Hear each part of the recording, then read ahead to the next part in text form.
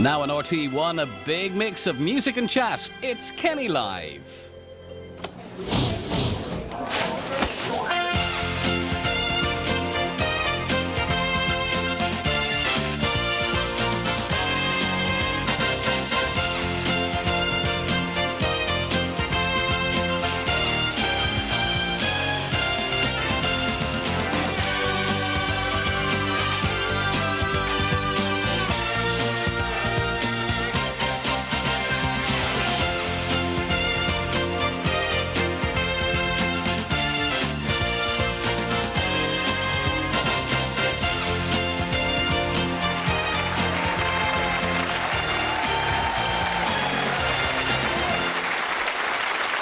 Good evening. Good evening, welcome. Sit back and relax because we're going to entertain you royally tonight. We have Michael Ball, we have Emilia. You're going to meet a couple of likely and very likeable Irish lads. We'll be hearing the story of two girls, one who is very lucky and the other whose misfortunes continue. That's later on. We have the outrageous author of some outrageous letters and a whole lot more. Next week is our last show before Christmas, and I have a great surprise for some of you at home. I'll give you the details of what you have to do later on in this show. Stay tuned. And it's really very simple, but you'll be very happy if you stay tuned and take down a telephone number because we'll be giving away that particular prize, surprise, later on. And tonight, we've that amazing prize worth £17,500. Fiona McShane is out in the night on the trail of our winner. Hi, Fiona. Well, Pat, I'm nearly there on my Santa run, and tonight's lucky winner, if they're in, will have lots of reasons to be jolly because they get this Nokia phone, a Toshiba laptop, and this brand new Renault Megane Classic. So I better get on my way, and I'll talk to you later. And remember, if you're not in, you don't win. So if you entered, make sure you are where you said you'd be tonight, because someone will be getting a knock on the door, a ring on the bell later tonight, and Fiona will be there with £17,500 worth of car, computer and phone. But we're going to start tonight with some wonderful music from some wonderful musicians. I think they may have met Santa during the week because they were up in his direction for sure, because for certain they were in Oslo where they played for our most recent Nobel laureates. In fact, they've just landed back and they're here in studio. Just like John Hume and David Trimble, each comes from one of the two main traditions in Northern Ireland, and they found common ground in music. The piece they're going to do is called Appalachian Roundup from their new collection, Winter's Crossing. Will you welcome, please, Mr. Phil Coulter and Mr. James Galway.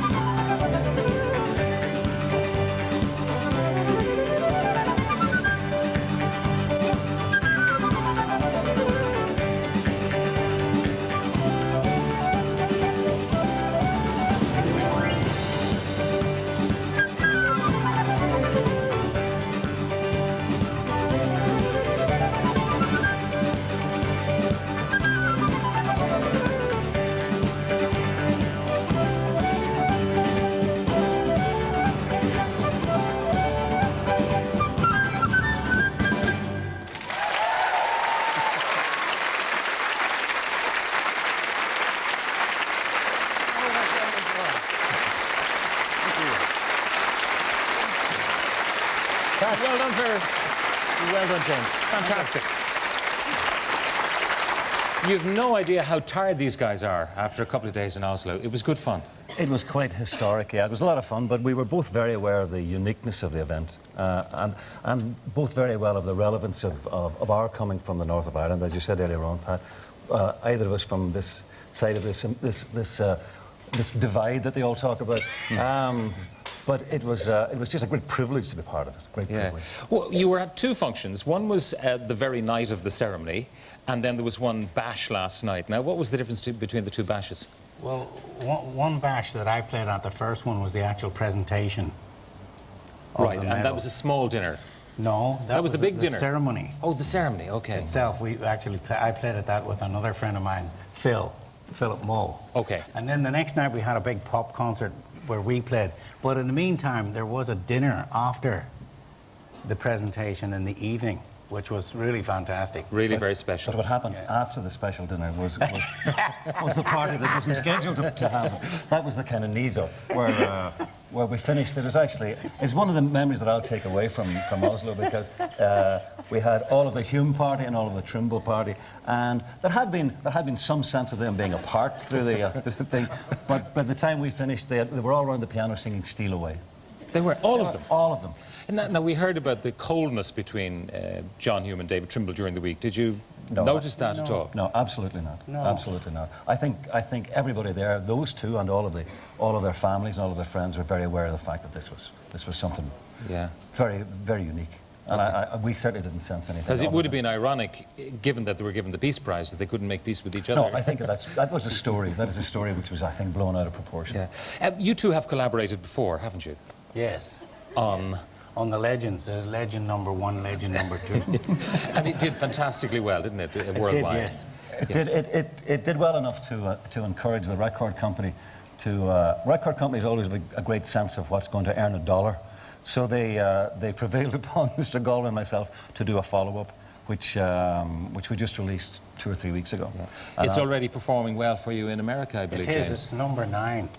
And Number 9. Can you see this here? Can you zoom in Get on it this? up really close. That's it. It's number 9 in the world music chart on Billboard, which Yes. is some going. Yeah, which is, I mean, Billboard is the trade magazine in the United States, so, yeah. Well, It's nicely poised for the Christmas market. Precisely, precisely. So with a bit of luck, there will be turkey on the table this Christmas. Yes. And tell me, what is the theme of Winter's Crossing? Winter's Crossing, well, Legends was our first collaboration, therefore it was of essence a sort of a sampler. We had Danny Boy, we had Riverdance and various bits and pieces. For this album, well, we thought we should do something a little bit more substantial.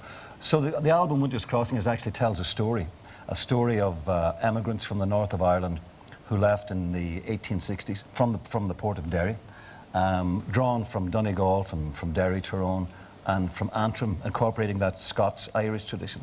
And the music of the album takes you through the passage across the Atlantic. Yeah. But it's important that there were not alone Catholics who were on the move, but Presbyterians as well. That's because the emigration story from the north of Ireland is, as in many stories on this island, is quite different from the emigration story in the rest of the island. So you had those 3 influences of the Gaelic speakers from Donegal, you had the Catholic tenant farmers from Derry and Tyrone, and then you had this very strong Scottish Presbyterian tradition. So the album draws on all of those musical traditions and how they made their way to Appalachia in the United States, and then that music gradually assimilated into American music and became the basis for a lot Hence of it. Appalachian Roundup there, which Appalachian we heard. Roundup. And Liam Neeson's involved in this project? He is. Yeah, what does he do? He narrates a piece which we found very moving even to record. In doing the research for the project, we came across this actual chronicle of the time of an English traveller who encountered a group of emigrants leaving from Ballymena. And it's very poignant, isn't it? Very, very, Yes. very... I tell you, when we were recording it, it was very, very highly charged. The first time ever I saw Galway cry. The last time too. But when we encountered this piece, it tells of these people leaving from Ballymena, so I thought the coincidence was just too strong. So I sent it over to Liam and I said, you know, that Jimmy and I are doing this new album, and we've come across this wonderful piece of narration. What we need now is a narrator with a good Ballymena accent. Do you have any ideas? And he jumped at the chance. We said we were thinking of asking Kevin Costner. That's what got him straight in there. So he jumped at the chance. It was great to have him on board. Well, it was great that you should get to Oslo, and I believe there was a fantastic concert. Shania Twain, Alanis Morissette, and you guys.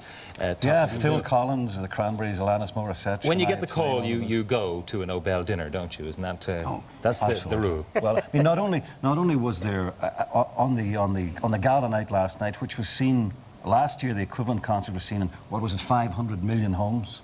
So that's, from a professional point of view, you would never turn down a shot like that. But the relevance of the relevance of the Nobel is even more important. He's got a great commercial nose, James. Isn't he? I love it. I love it. You love him for that. We're all the same from Derry. That's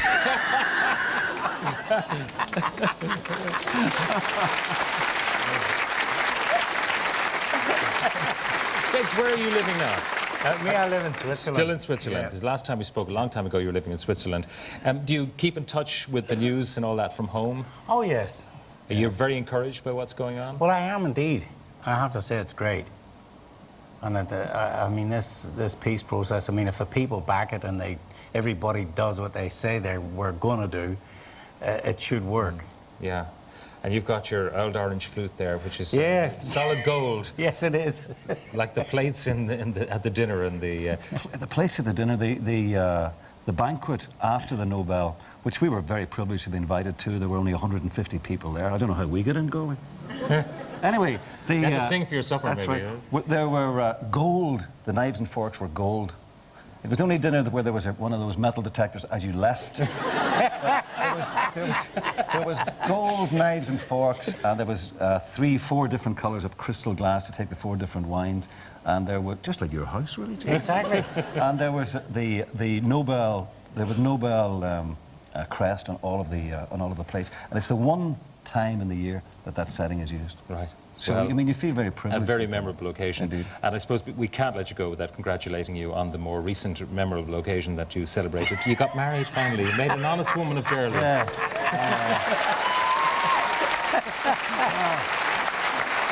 I tell you, long may it last, because I've been married for 4 weeks and I've been missing for 3 of them. On that tempting note, Phil Coulter and James Galway, thank you very much for being with us tonight. Pleasure. Thank you. Real pleasure.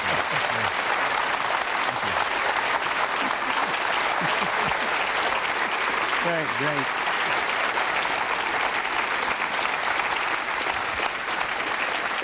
They are tall, they're dark-ish, they're handsome, certainly. They're from Dublin and they're brothers. You may have seen them in anything from Disney Club, Tomorrow's World, or on the BBC in Westminster, but you'll get a chance to see them soon on RTÉ or the BBC on the beaches of Asia, South America or Brighton, half naked, bronzed and sizzling. That's a promise. But you're going to meet them first here tonight on Kenny Live. Will you welcome, please, Keith and Craig Doyle.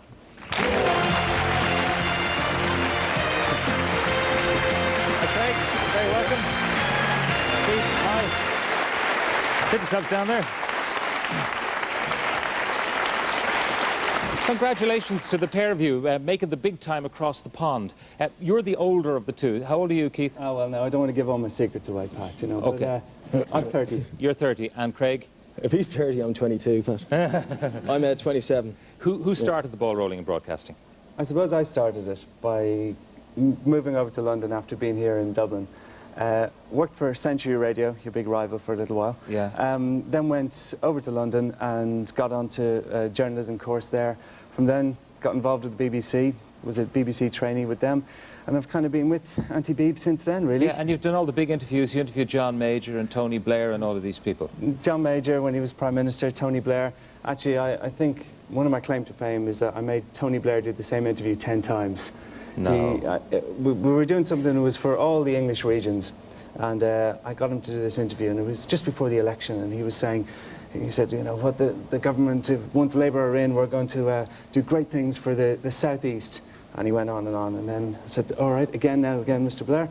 And he's the same interview for the southwest. And it went on and on. By the end of it, by the time he got to Scotland and Wales, I was going, yeah, Tony, yeah. Well, perhaps he'll live up to one or two Mm-hmm. of those promises. Did you always intend to follow in his footsteps, Craig? I don't know. I mean, I suppose in a strange way I probably did. When we were younger, we used to kind of mess around with radio a bit, but I kind of was a bit lost. I didn't really know what to do, and Keith was always a great one to advise me, you know. And I think, yeah, by the time I got to leaving school, I kind of had a fair idea what I'd like to do. Yeah, and what was your path to television? I did my degree in Maynooth, and after that I did the same course as Keith. We went to a college called LCP in London, and it trains you in journalism. And I got a job as a reporter in BBC Radio at Suffolk, way in the middle of nowhere.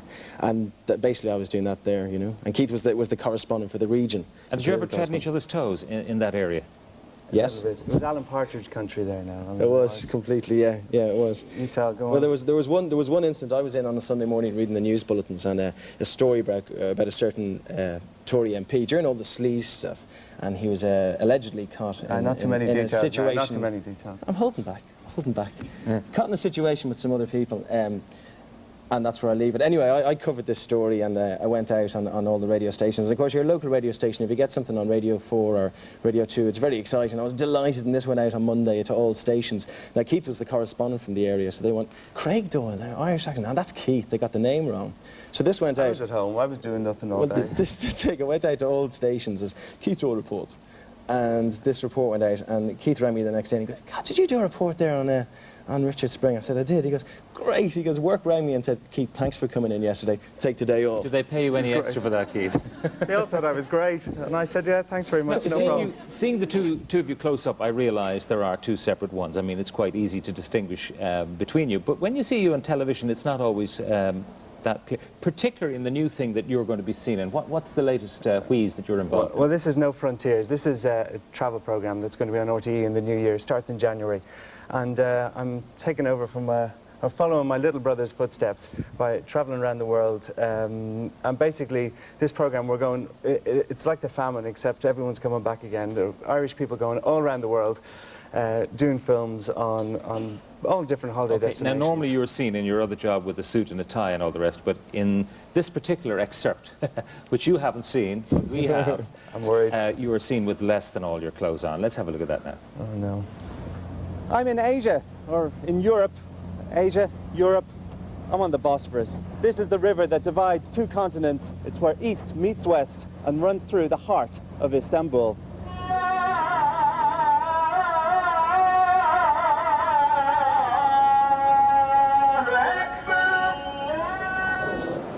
These are traditional. They're called Nazab Mumchuk, or evil eyes, and they're to ward off evil spirits.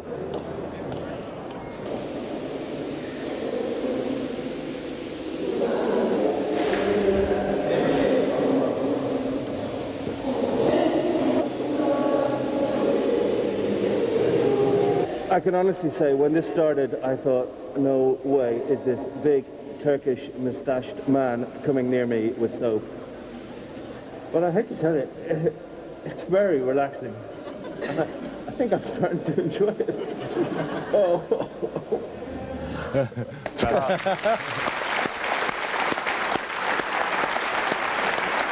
He kept that very, very quiet indeed. I hadn't told any of them about that. No. And there's a lot more where that came from. I don't want to see it now. We showed Thanks you the very much. censored version tonight. You moved from the backwaters of radio in Suffolk to the big time, because you're seen on Tomorrow's World and in the travel programme. So how did that happen, Craig? It was kind of by accident, really. I was there's a very good friend of Keith and mine called Mo Clasby, and she said, come on, Craig, let's go to the fun fair in Great Yarmouth, which would be the highlight of a Suffolk lifestyle, really. And we went there, and she met some friends, and they knew some people and whatever. And the next day, one of them rang me and said, look, would you fancy meeting a friend of ours in Disney? And I went down just for the chat, told my boss I was sick or something like that. I went down for a chat, and I kind of came back a week later, and I have to leave, and I got a job presenting Disney Club on ITV, which was a kid's show. It was good fun, actually, but that was it. It was a real fluke, you know, right time, right place, really. And then from Disney Club? Well, it's the way it works, you know, you're in there, and then someone said, oh, he's a journalist as well, why don't you try him on Tomorrow's World? And I had a couple of goes on that, and then I started presenting with them regularly, and then Holiday picked up on it, you know, so. Out of the blue, he got a phone call out of the blue, anyone's dream. Excuse me, are you Craig Doyle? Yeah, I'm the editor of Tomorrow's World. Would you like to come and work for us? It didn't take him long, I'll tell you. It was something like that, yeah, it was. I mean, it's amazing luck, just kind of. Just pops up. Do you both intend to make your careers in Britain? Is that where you've decided to stay, or do you have any hankering to come back here? Well, how long are you going to stay there? Well, there is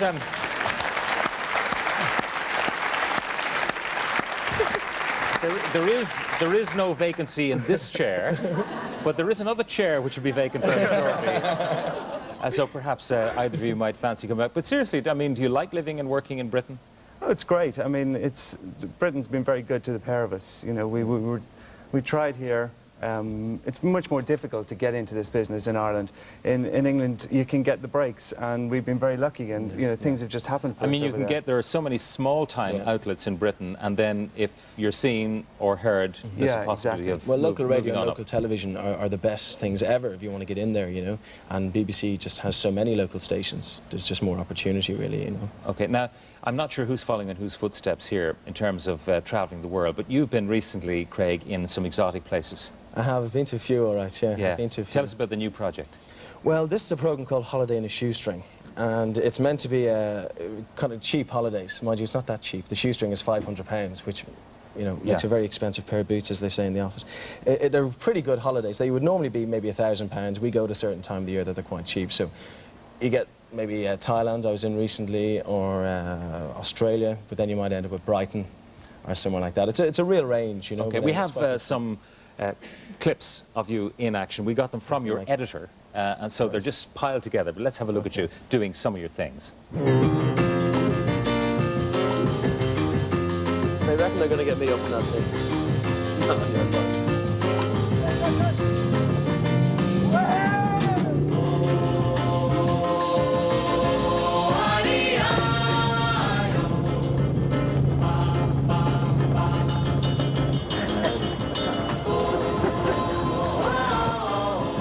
I can get at the moment. If I want to get any closer and stay safe, apparently I have to cover myself in elephant trumpets.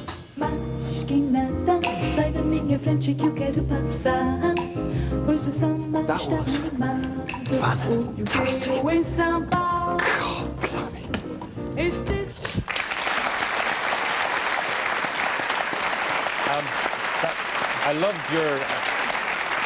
I loved your David Attenborough whispering impression there. I thought that was pretty That's good. what you have to do. And those elephants, they looked very kind of nice there, but I was filming with a baby elephant, and I was doing this piece of camera, and I was chattering away, and the elephant was getting a bit annoyed at me, and it was pushing into me, and I was pushing it back. And it stayed quiet for about 5 seconds, and halfway through this piece, this trunk came around and just ripped my whole shirt off, just took the whole The baby elephant stripped you, That's which a lot of people in the audience clearly want to do. You fellas like taking your clothes off, don't you? You've just put those clips on, Pat. We keep our clothes on most of the time, honest to God. He's always got his clothes off. On a serious note, have you ever felt any pressure on you guys because you're Irish in the British media? I mean, Terry has been I suppose, a headliner there for so many years, and before that, Eamon Andrews and Dave Allen and so on. But do you ever feel there's any pressure? You know, you're coming in here taking our jobs, because that's what would happen in this country a bit, wouldn't it? I have to say it's been a positive advantage. I don't think I would have got the jobs I've got unless I was Irish.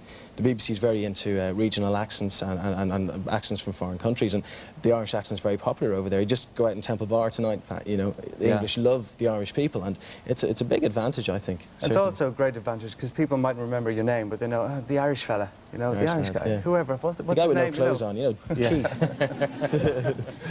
Is there sibling rivalry here? I mean, do you look at each other's careers and kind of watch jealously how each other are doing? No, not at all. It's pretty bad, yeah. Very proud of him. He's been, I mean, the first, when he started on the Disney Club, it started at some ridiculous hour in the morning. It was 6:30 or something in the morning. I think me and the rest of Dublin were up at 6:30 every Sunday morning watching him and a load of Disney cartoons every Sunday morning. So then we had to get the video working. We found out how to program it. But no, we're all, I mean, very, very proud we support each other very much so, you know, and I talk about what I was doing on holiday. He says the same. We can compare notes. I mean, would you like to work with me? I'd love to do, I mean, ideally I'd love to work with Keith at some stage doing something. We did a holiday programme, one actual piece together before, and it was good fun. It was really good fun. We had to row down the Thames for 2 days in a little rowing boat and pretend we were enjoying it. What difference has it made coming back here? I mean, there's street recognition now. No, well, not for him. They all know him. When he was doing Disney, it was really funny because none of us or our friends, people our age, would know who he was. But you go out and all these 8-year-old kids would be hanging off him, asking for his autograph, and you think, everyone was going. It's changed. I was over in Thailand and I was carrying this tripod down the beach. We were filming there, and this woman came to me and she goes, "Are you the BBC holiday programme?" We go, "Oh yeah, yeah." She goes, "Oh, right, when's that Jill Dando coming over?" I went, "She's not coming." She goes, "Well, when's the big star coming?" I went, there isn't a big star here. And she goes, oh, maybe they'll send them out when the rain stops. You know, And so that was you. You were the big star. That's the kind of recognition. But it's nice that's you don't want to. Yeah. Well, it was funny because last week I was filming for No Frontiers in Thailand, and I was up in the north of Thailand, and he was down the south of Thailand filming for the BBC holiday programme. And we got a message through because we had weather that was really lovely, and we got a message through, and the producer was rubbing his hands in glee, saying, apparently there's a BBC crew down south, and they've been hit by a typhoon, and they've had 3 days of rain, and they're having a miserable time. And I thought, that's Craig, great. And it was too, yeah. Lashing rain for 3 days. Well, I wish you both continued success in your careers, and I'm not sure which of you is going to get the big job. But it could be a very interesting competition, folks, couldn't it? It could be very... What are you trying to stir up? Stir it up, I'm trying to stir up. Keith and Craig Doyle, thank you very much for being with us tonight on the show. Thank you very much.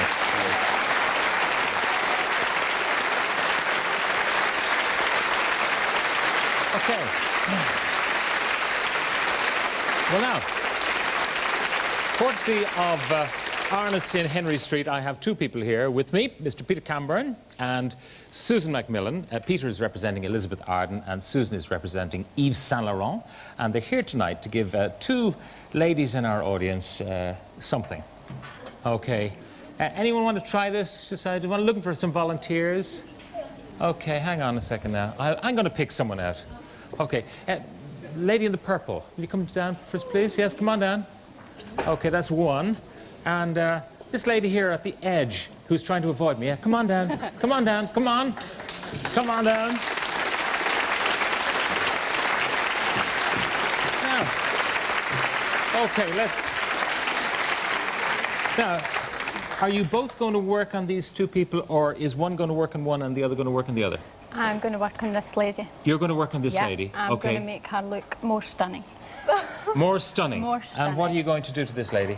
Well, I think we're going to do a day look for our friend here. Yeah. A day look? Yeah, because with her fair colouring, she doesn't want bold, primary colours. We want some quite soft, earthy tones that will blend with the natural red tones of the hair. We are doing kind of a makeup makeover. Yeah. I'm going to do a sort of Christmas evening party look, very glam, a glitzy, yes. Did you go to the hairdresser tonight? Oh, better find out your name. What's your name? Deborah. Where are you from? Kill, County Kildare. Kill, County Kildare. Did you go to the hairdressers and all that? I didn't. Well, you did, just as well, because we're about to destroy it. Okay, what's your name? Trisha Devani. Where are you from, Tricia? Caspar, County Mayo. And were you as reluctant as you seemed when I went and approached you there? I was hiding. You were hiding, were you? Well, you're nabbed now. Yeah. Now that you're into it, get into the spirit of the thing, because I think you'll be very happy with what happens later on. We will meet them all later on. They're going to take them away, and at the end of the show, we're going to meet them and see what transformation has been wrought. That's the end of part one. See you in a couple of minutes' time. Off you go.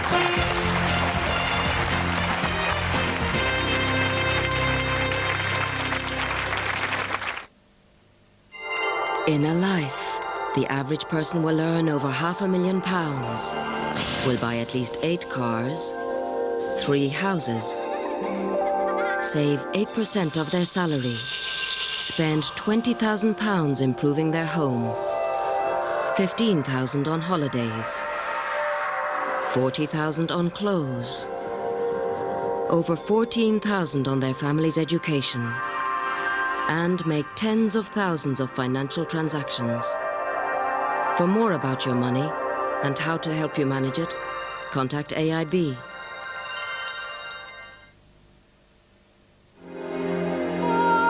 Season's greetings from Bulmer's Original Cider.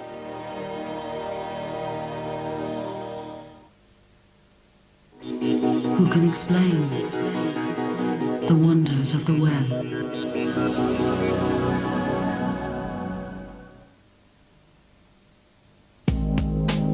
Can your camera take 3 different picture sizes whenever you want? Is your film as easy to load as this? And are your favorite pictures as easy to find as this? The Kodak Advantix camera. It's a great way to take pictures and a great idea for Christmas from only $39.99.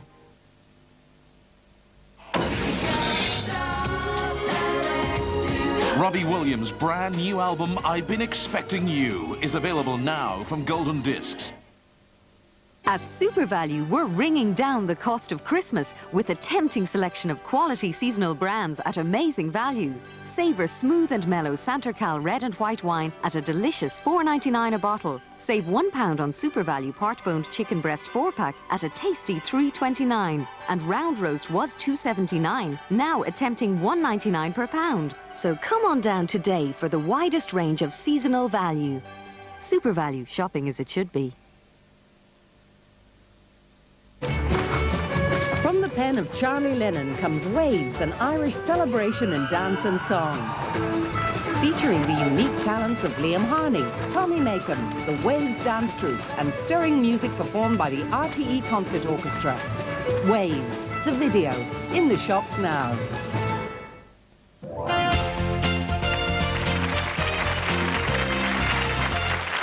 Welcome back.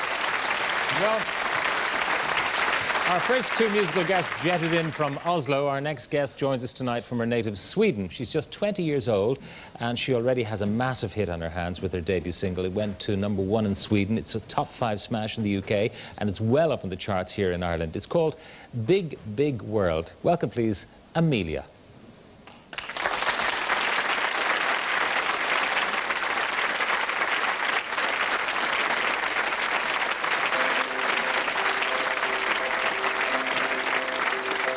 I'm a big, big girl in a big, big world. It's not a big, big thing if you leave me. But I do feel that I do will miss you much. Miss you much.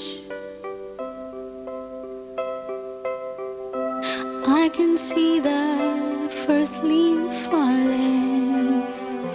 It's all yellow and nice. It's so very cold outside. Like the way I'm feeling inside. I'm a big, big girl in a big, big world. It's not a big, big thing if you leave me. But I do feel that I do will miss you much. Miss you much.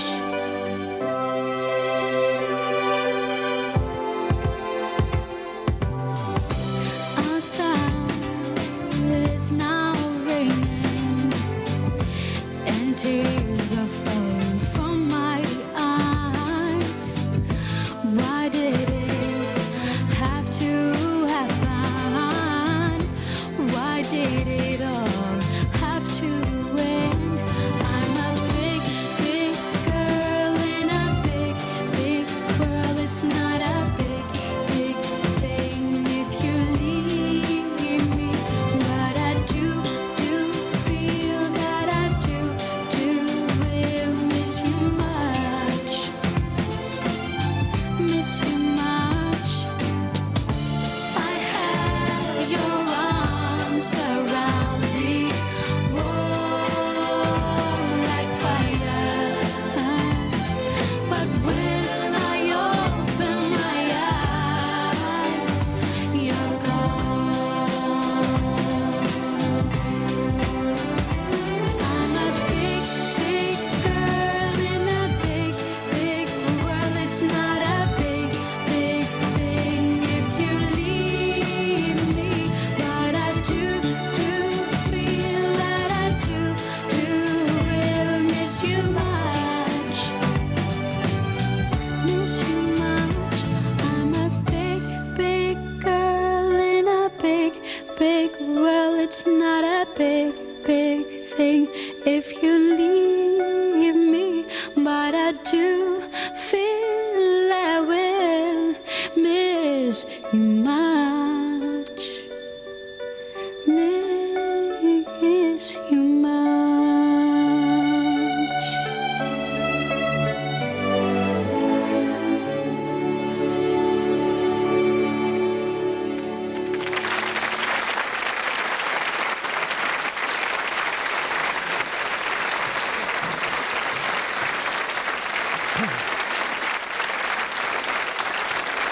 was Emilia and Big Big World. Every time you hear that song, you just keep on singing. It's so infectious. She flew in specially to do Kenny Live, so thank you very much to Emilia, and the best of luck with that record. Could go all the way to #1 in other parts of Europe besides her native Sweden. Now, have you ever seen a human cannonball?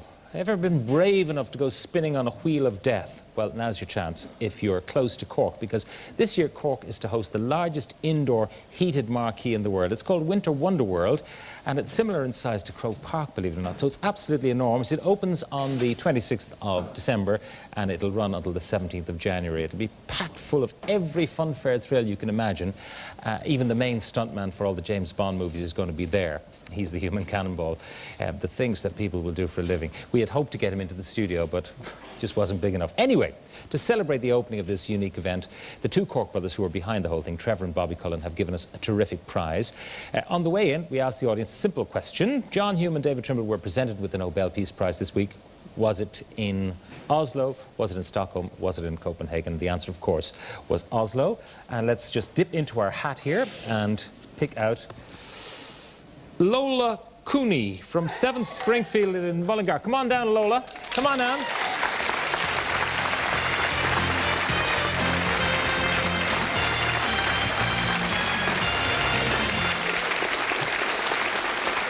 Okay. I'm looking for a microphone to talk to you, Lola, but for the moment, come over here. There's a microphone. Thank you very much, Tara.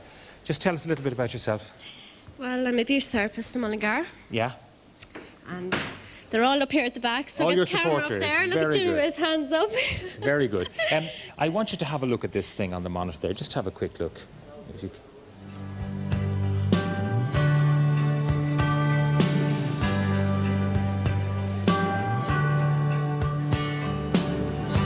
Deck the halls with boughs of holly. It's the season to be jolly and be thankful for all that we have. Lola, do you have any idea what place that is? Somewhere very interesting, anyway. Oh, it is, yeah. Any idea where it is? Somewhere in America. Yeah, somewhere in America, yeah. New York. New York, yeah. What was that, the roundabouts? What did that got to do with anything? I'll tell you what it had to do. Because what we have for you is a weekend for 2 adults and 2 children in the Big Apple. Flying Aer Lingus, collected in a stretch limo at the airport, the 4 of you, taken to the Fitzpatrick's Hotel in Manhattan, where you'll stay for the time you're there, and $1,000 to spend in FAO Schwartz, which is the biggest toy store in the world. Lovely. Say thank you, Pat. Thank you, Pat. And thank you, Lola. Congratulations. Thank you Hope very you have a great time. Thank you very much. Oh, thank you. Happy Christmas. Well, now we have something very interesting for you. This is something that's been going on for a while. How would you like to win a house valued at £120,000? Well, someone is going to do just that in a minute in this studio. It's a luxury holiday home. The competition was kicked off in the Irish Independent and the Sunday Independent in September, and in just 8 weeks they received almost 100,000 entries. This is what they were competing for. As I say, valued at £120,000. It's situated at Powellshone Harbour in County Wexford. It has everything you would need in a holiday home. You saw the living room there, the kitchen, the bedrooms, absolutely beautifully fitted out, all constructed to perfection by O'Connor's the Builders, okay? And it's a really fantastic house. It is worth £120,000, and someone tonight is going to go home with that house, or with the key to that house. We have 8 finalists who are going head-to-head to win this great prize, and I think we should meet the first 4 of our contestants now. Okay. How are we all?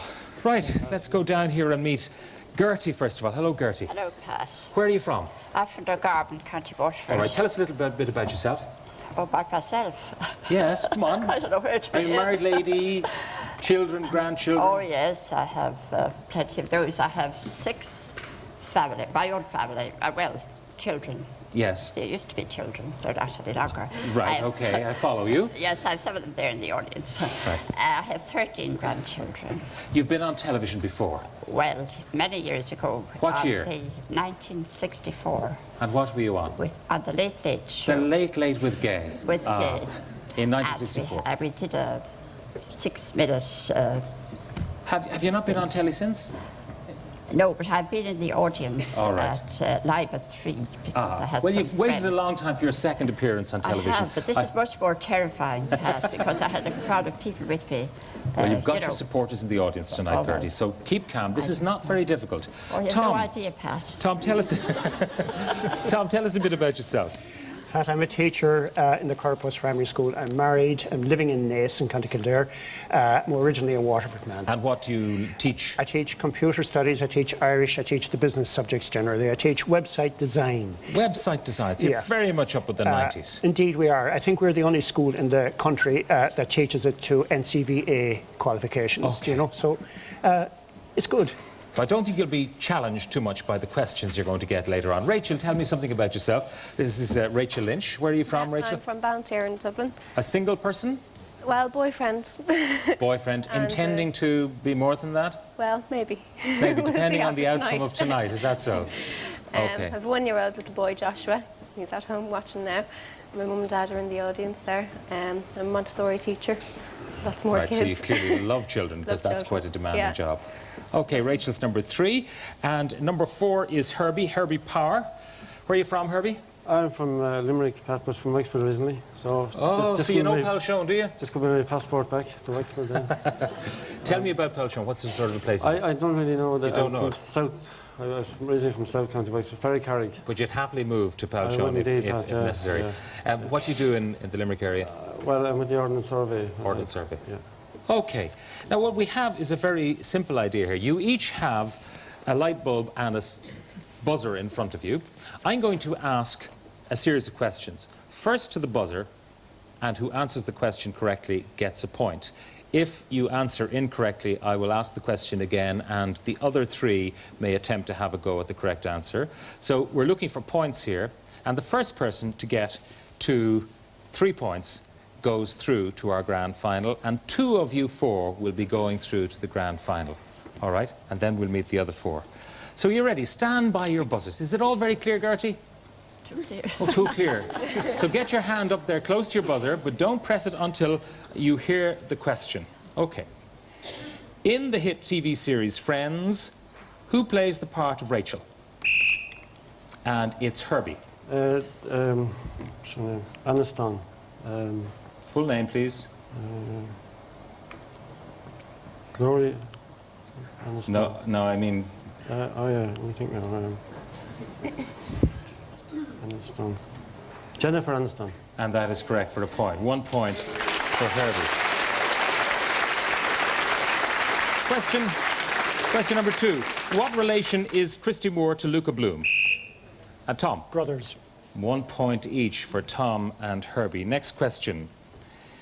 Which famous pop star and fundraiser named his first child Fifi Trixibel? Tom? Bob Geldof. Bob Geldof. That's 2 points to Tom, 1 to Herbie, the others yet to score. Question 4. What type of a creature is a gecko?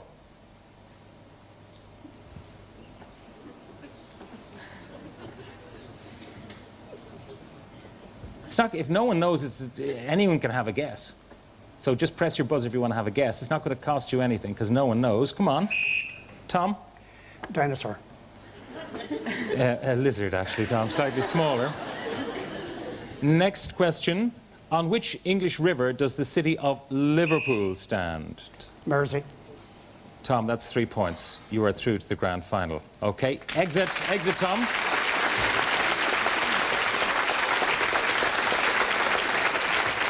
Next question.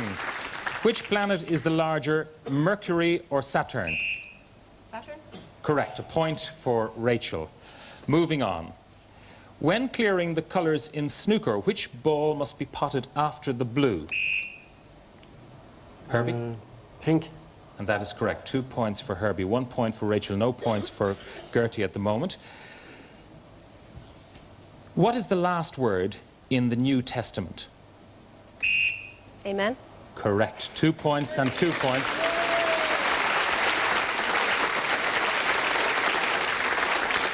Okay, Gertie yet to score, but it's neck and neck. Don't worry, Gertie. Okay. Which renowned children's writer created the character Noddy? Enid Blyton. Enid Blyton is correct. So Rachel is through. My commiserations, Herbie and Gertie. Thanks very much for playing. There is a consolation prize of weekends in the Doyle hotels for both of you. But Rachel, for the moment, you are joining us in the grand final. Thank you very much, Gertie. Thank you very much, Herbie. We now meet the next 4 contestants. Can you bring them on, please, straight away? Now, I'm joined by Mary, and by John, and by Sinead, and by another Rachel. And let's start with Rachel Hussey. Rachel, where are you from? I'm from Glenamaddy in County Galway. In County. What do you do? I'm working in the Environmental Health and Safety Department in Intal in Leixlip. Okay, and you live in Dublin or Leixlip? I live in Harold's Cross for the last 2 years. Okay, so. right. A married person or no, I'm not. A single person? Yes. Okay. Moving on to Sinead. Sinead, tell us something about yourself. Sinead Gannon? I'm from Foxford in County Mayo, and I just finished a degree in business studies, and I just joined the Guards 6 weeks ago. So I'm in Templemore. So you're going to go into the fraud squad or something like that. Is that the idea at the end of the day? Very good. So you're a single person as well? I am, yes. Okay, very good. John, tell us something about yourself. John Reid? I'm married. I have 4 daughters. 2 of them married. I work for a motor firm in Glasnevin. Right. I like to play a little golf, a little snooker. What part of Dublin are you from? Oh, from Baldoyle. From Baldoyle, Yeah. okay. You would have known the snooker question, wouldn't you? You Yes, would I indeed, would. yes. And Mary, tell us something about yourself. Where are you from? I'm South Kilkenny. Okay, South Kilkenny. South Kilkenny. What's the name of the town?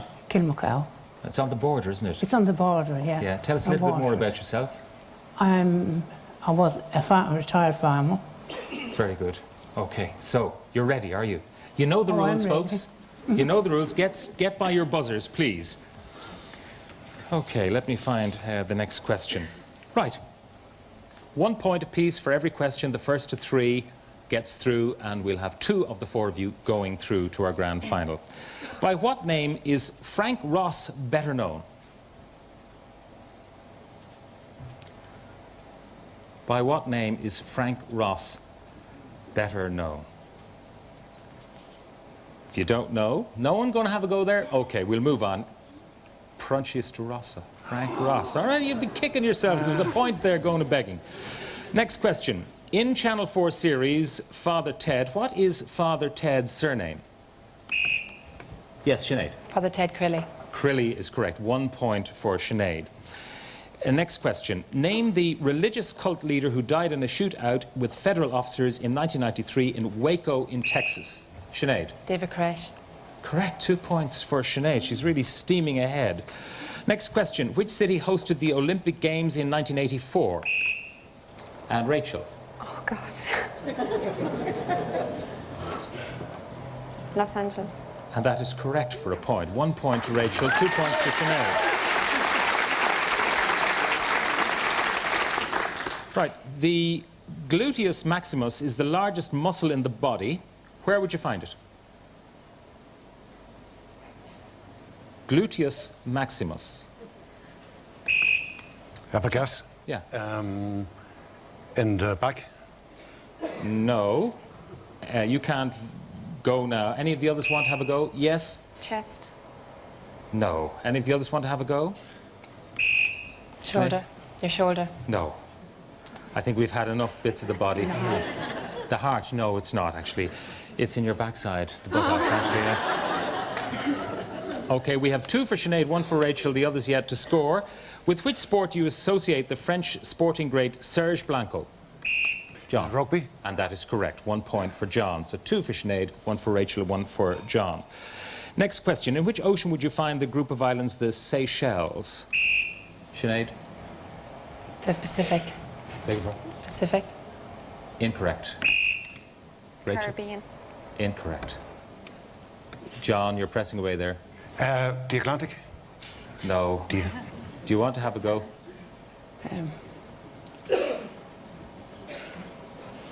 No, we'll leave it there. It's the Indian Ocean, okay? Next question. Which actress has played the part of Ripley in the Alien films? Yes. Sigourney Weaver. Correct, you're through to the next round. Sinead is through. Okay. John and Rachel have a point each, and Mary has yet to score. By what name is Robert Allen Zimmerman better known? Robert Allen Zimmerman, better known.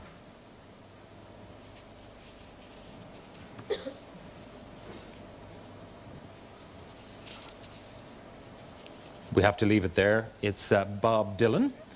How many sides has a cube? 6. And that is correct. So 2 points there for Rachel, 1 for John. Moving on to the nearest 3 years. In which year was the Fianna Fáil party founded? In 1932?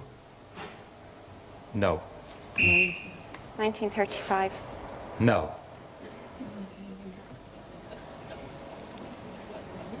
Mary? No, we'll have to leave it there. 1936. No, it's 1926, so I was looking for 23 to 29. In area, which is the largest of the 4 provinces? Yes. Munster. And that is correct. You're through to the next round.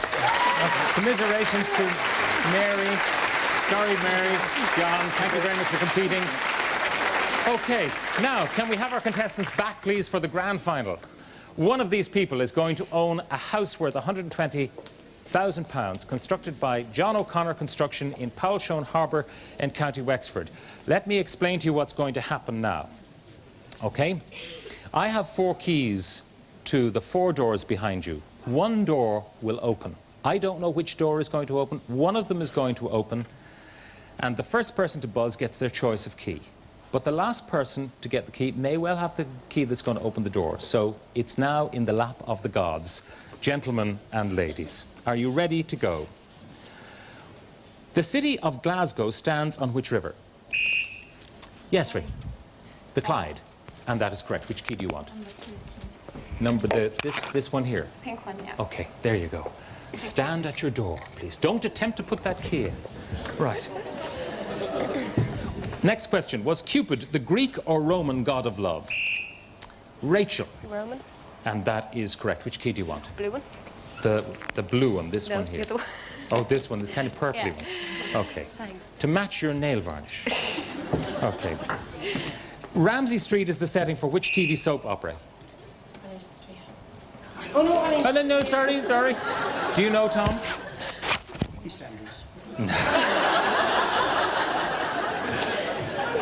These experts on popular culture I have ahead of you. Neighbours. Who was the late John Lennon's second wife? Yoko Ono. Yoko Ono. Your choice of 2 keys. Yellow. Yellow it is. And therefore, by default, so go to your doors.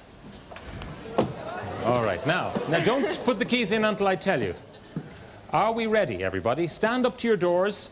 Okay, everybody stand at the doors. Don't turn... Tom, when I tell you to put them in, but do not turn them until I tell you. I'm going to get out of harm's way here now. You may insert the keys in the doors now. And you may now turn the keys.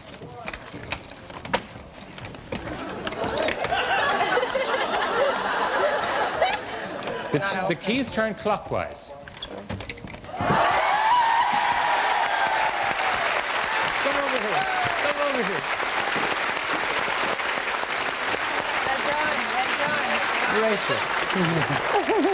Congratulations.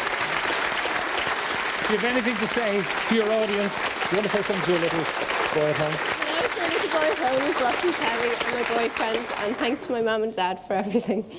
You're trembling. You're absolutely... Congratulations. My commiserations to our 3 runners-up. They will also get consolation prizes. But look, Rachel, I hope you have many long years of happy holidaying, or you might choose indeed to live there permanently because it's that kind of house, but may you enjoy it for years. Oh, you're crying. Oh, my goodness. I'm delighted for you. Commiserations to the others. Look, that's the end of part 2. Very exciting. I'll have to have a drink of water or something to get into part 3. But we'll see you in a couple of minutes' time. Well done.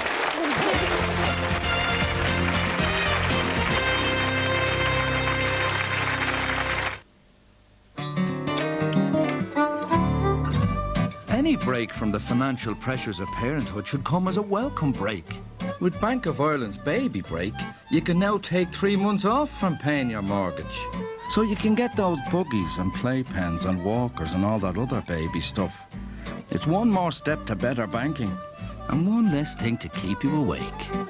100Y 2000 from Bank of Ireland. It's a clear improvement.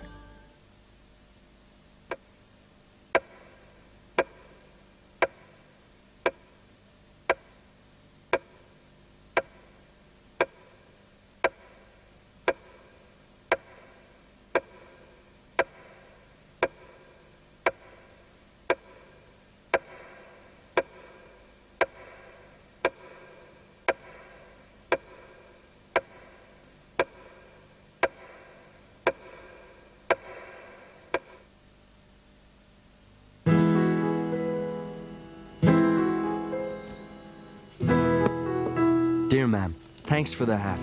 It's great. Fits like a glove. And for the Barry's tea, which was a big hit with the guys in the flat. The exams are pretty close now, so we've the books out, and I'm getting the head down, and staying in weekends. We take turns cooking, going to the laundrette, all that stuff. I'll be home on the 19th. Oh, and ma'am, can I bring a friend? Oh, ho, ho! Give the Cadbury Selection Box this Christmas. Packed with your favorite Cadbury bars. The perfect Christmas gift.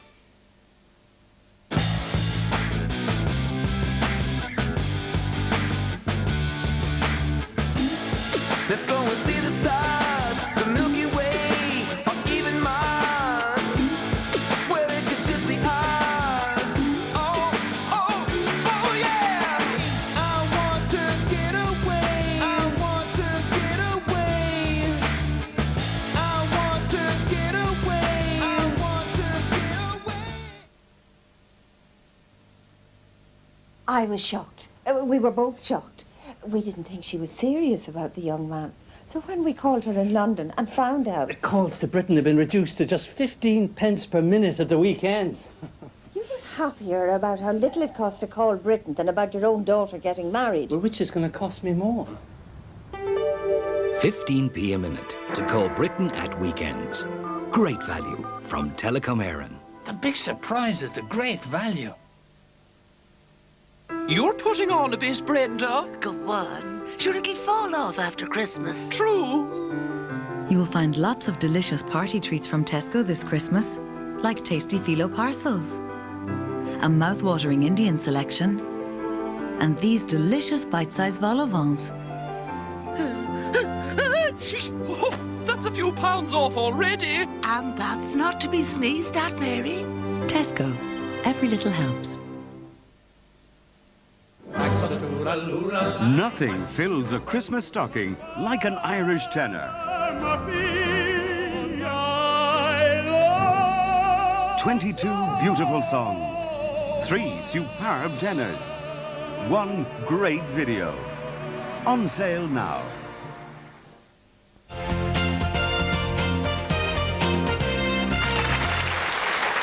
Okay, welcome back.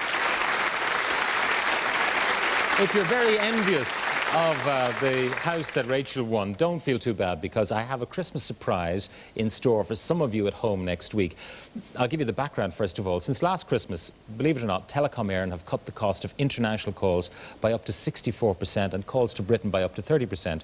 Now that's great news, means that it's easier than ever to stay in contact with your friends and loved ones throughout the year, but especially important at Christmas time to stay in touch as the year draws to a close. Okay.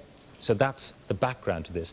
As a big thank you to all their customers and friends in 1998, Telecom Éireann has teamed up with Kenny Live to bring you a big surprise this Christmas. Now, it is a big surprise, so I can't tell you what it is.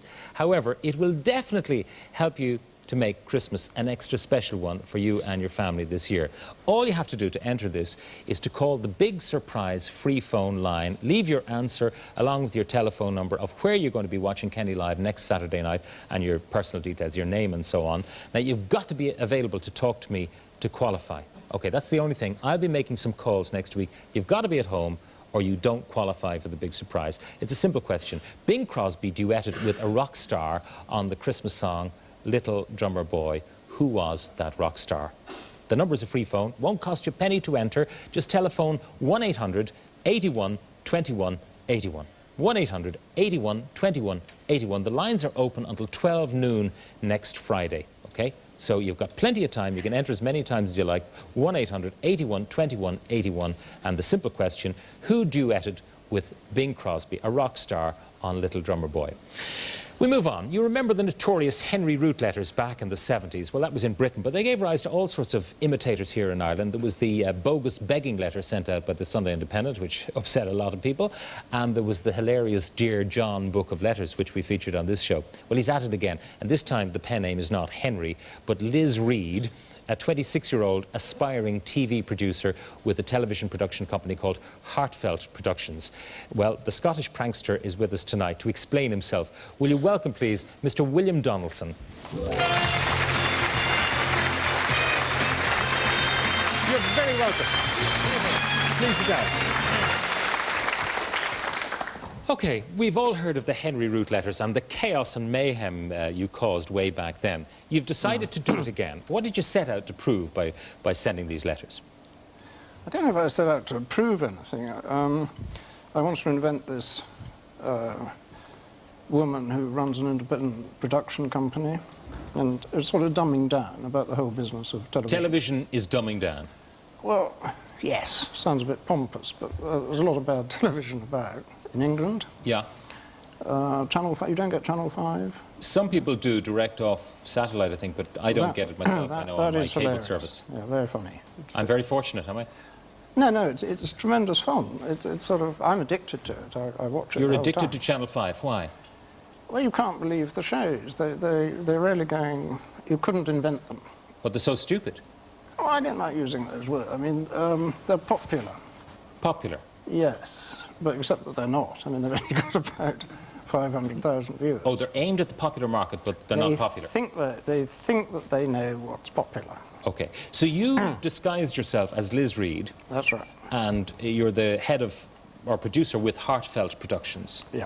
What's the motto of Heartfelt Productions? A tragedy aired is a tragedy shared. A tragedy aired is a tragedy shared. They're in compassion TV. Yeah. So you sent letters to all sorts of people. Yeah. Now, what sort of letters did you send? Well, she's terrifying. Liz Reed is trying to cash in on any idea which seems vulgar enough.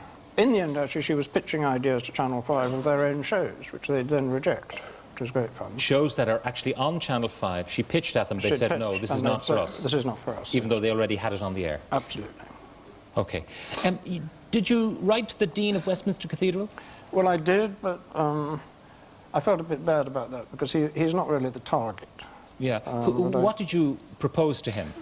That she was going to make a video after the Princess of Wales was killed. She was keen to cash in on that, get sort of singers, pop singers and things. Christa Berg. Yes. Is that his name? That is his name, yes. Right. Local boy. Is he? Yes. Very good. He's very good. And she wanted the Dean of St Paul's to say a few words on this video, and he in fact agreed. But I felt a little bad about that because he's not in the media. I mean, yeah, but what was so tacky about that idea? What, of his? Of the production? Oh, she was just trying to make money, Liz Reed. She was... To cash in on Diana's death? Absolutely. By making money? Yeah. Making money in this way? Yeah. You wrote to Tara Palmer Tompkinson. Yeah, I met her. I met her during the week, yes. She was over in Dublin. A very nice person. Yeah. See, this is the bad thing. As soon as I catch these people, then I feel bad about it. I'm not really cut out to be a hoaxer. Because most of them just... You wrote to her suggesting that she would be ideal as the posh tart presenter. Yeah. It was and what did she write back to you? She was very keen to So she identified with the notion that she was a posh tart? Well, she goes around with a T-shirt with posh tart written. I don't know what a posh tart is, but I only heard... An aristocratic lady who does very little except party. A celebrity. Yeah. Yeah. It's a celebrity. It's an interesting thing. Is a celebrity the same as a real person? You don't see the Channel 5 News, which is a woman called Kirsty Young. Yes. At the break, they say, join me, Kirsty, after the break, for more real stories about real people, real news. As distinct from... What does she mean? If you say, wait a minute, Kirsty, what is a real person?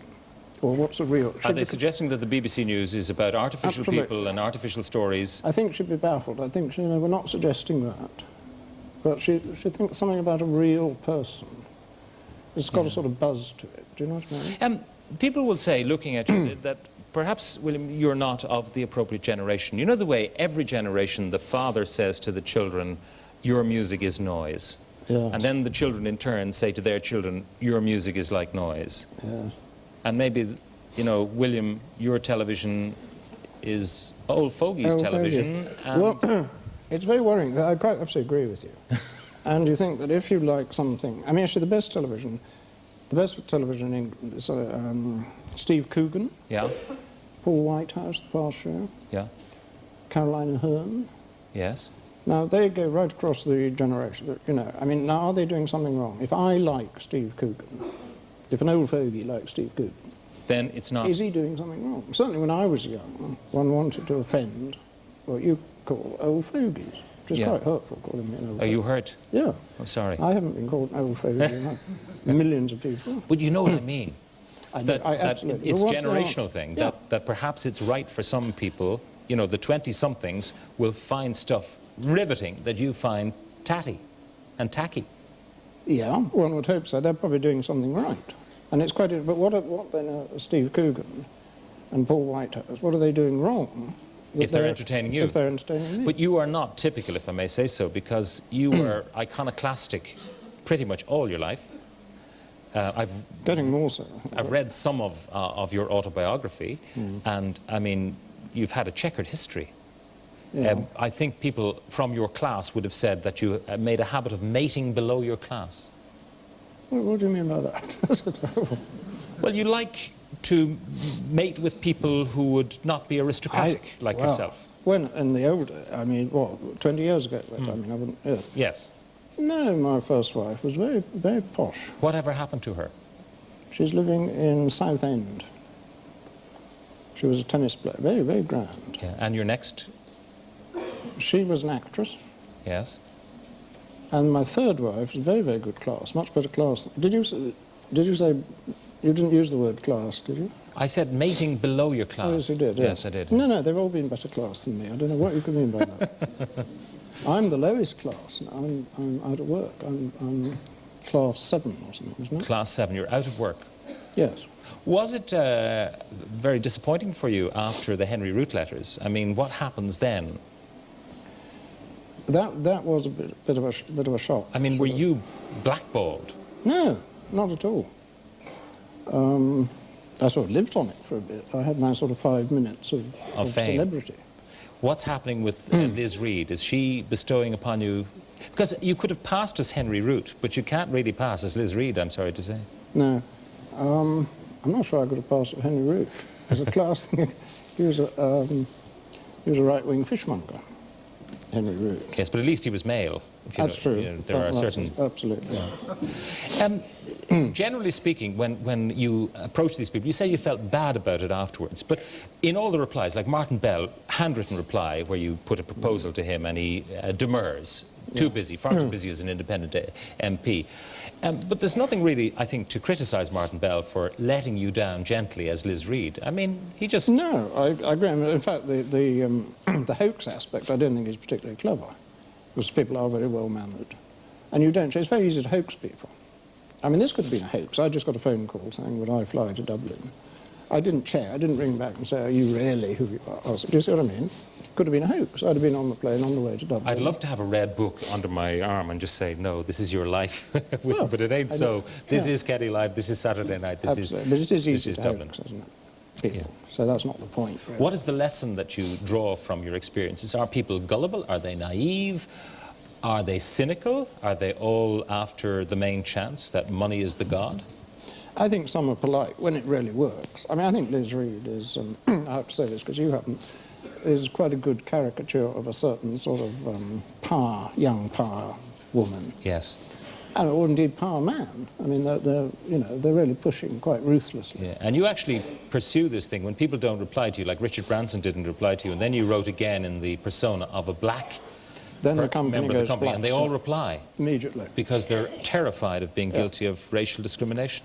Yeah, well, another nasty. The directors all become black.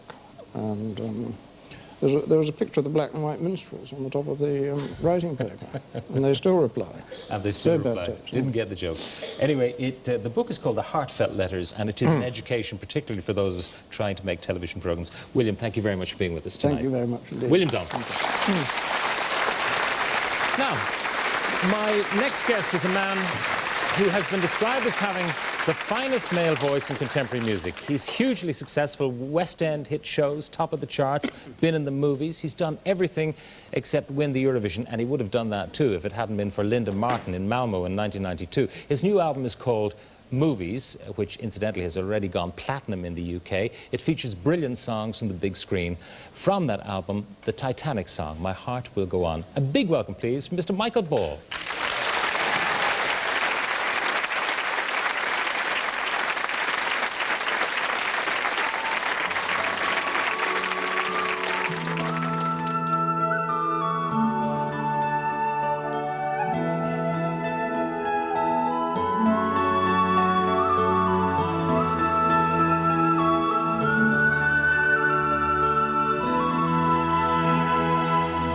Every night in my dreams, I see you, I feel you. That is how I know you. Go on. Far across the distance and spaces between us, you have come to show you. Go on. Near, far, wherever you are, I believe that the heart does go on.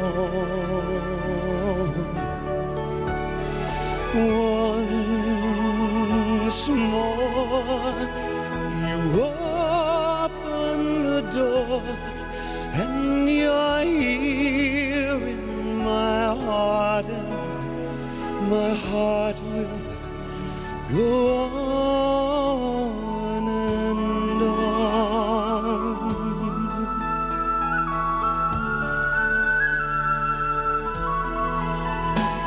Love can touch us one time and last for a lifetime. Never let go till we're gone. Love was when I loved you one true time. I hold to in my life. We'll always go on. Near, far, wherever you are, I believe that the heart does go on.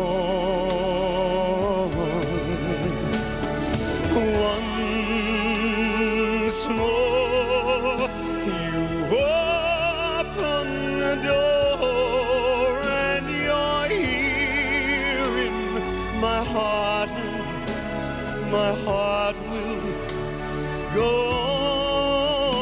on and on.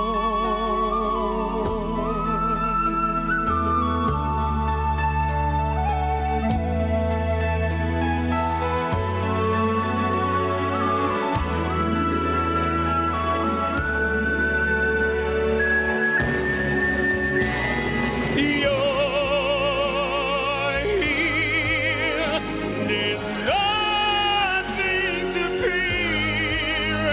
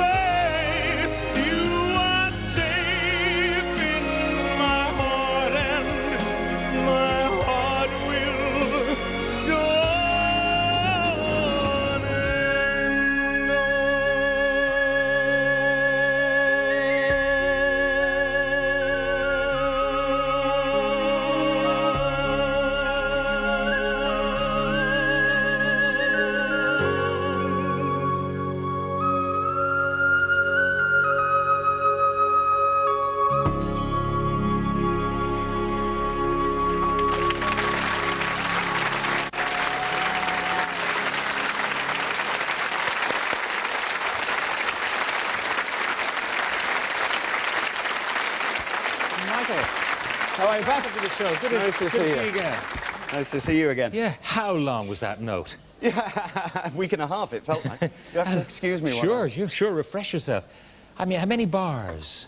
I think it's not as long as I held it when we did it on the record. It's always the way, isn't it? You're in a relaxed atmosphere when you're recording in the studio.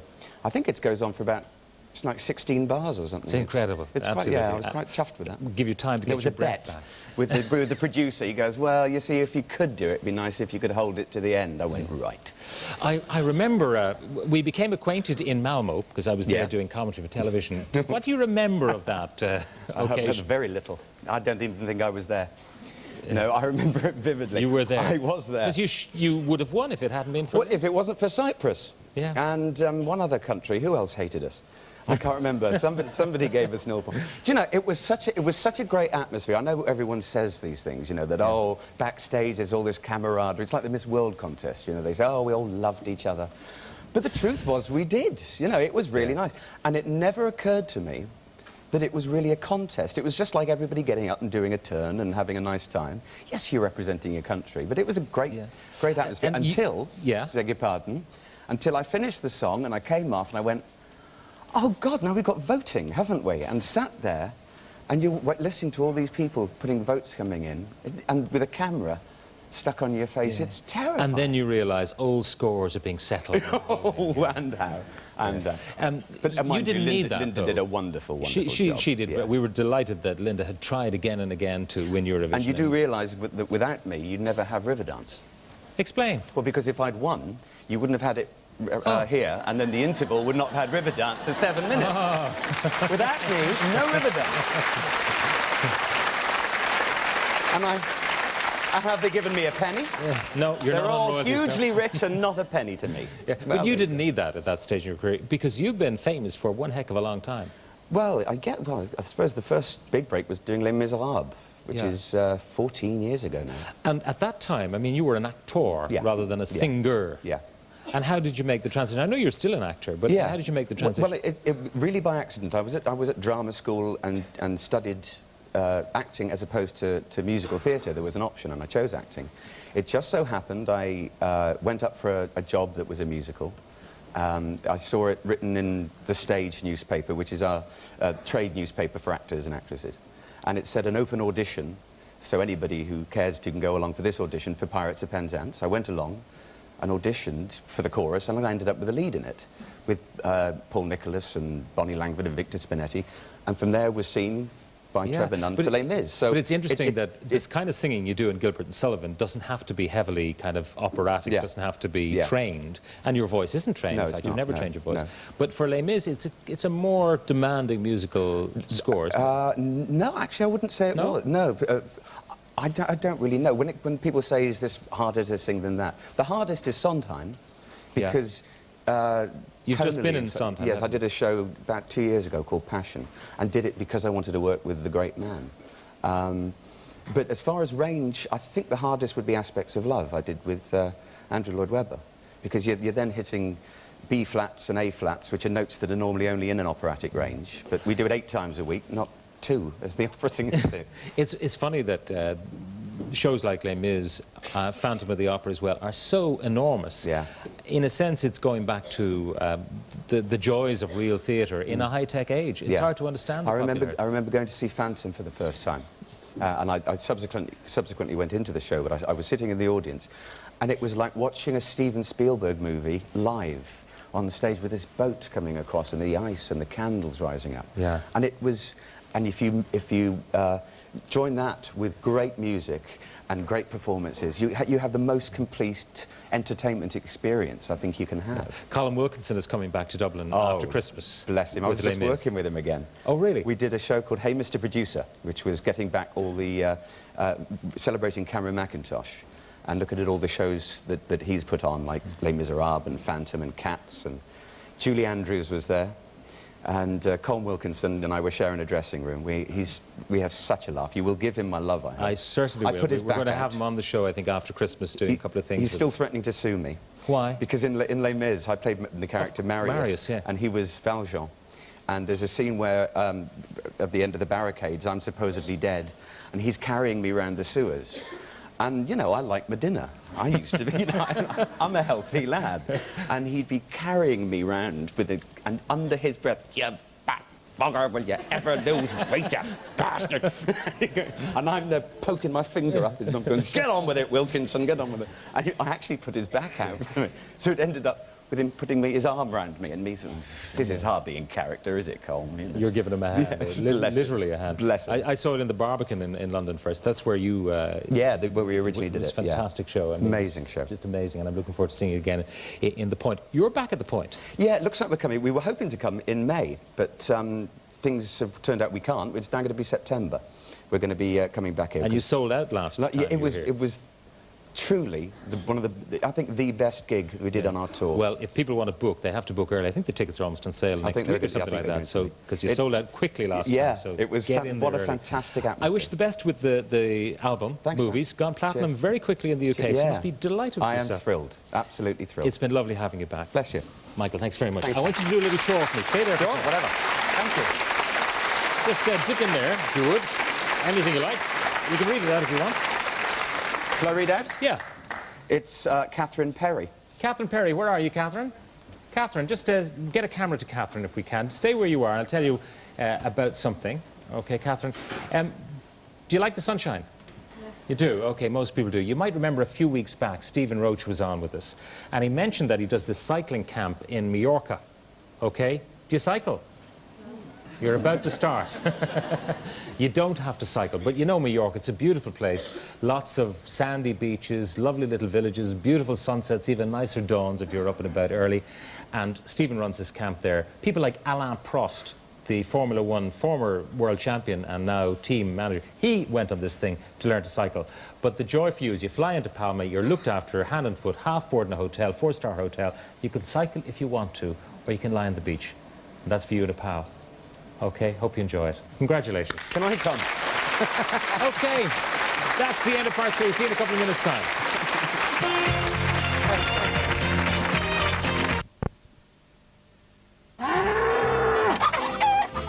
Feel like the pair of you need a break?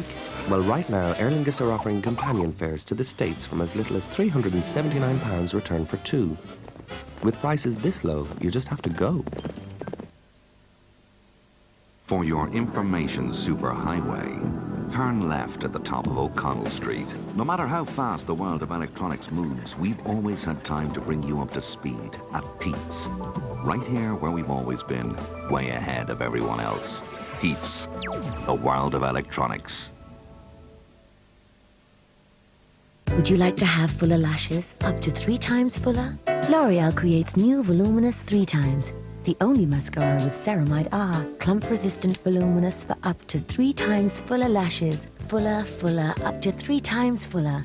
New Voluminous 3 times from L'Oreal, because you're worth it.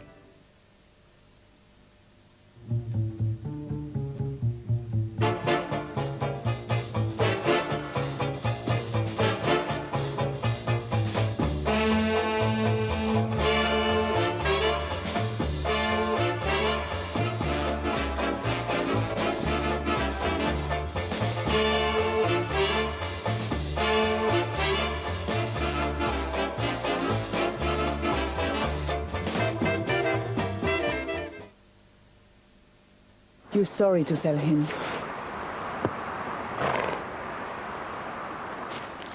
Good boy.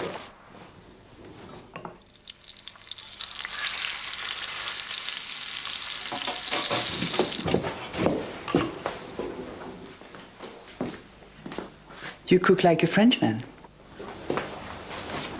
What, the Hollandaise? No, the Garrigold. I'm going to be serving now, any minute. Would you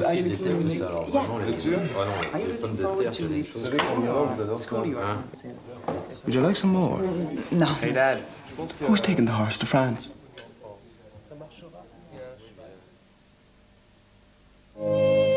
Charlotte Church, Voice of an Angel, a truly remarkable album. Available now.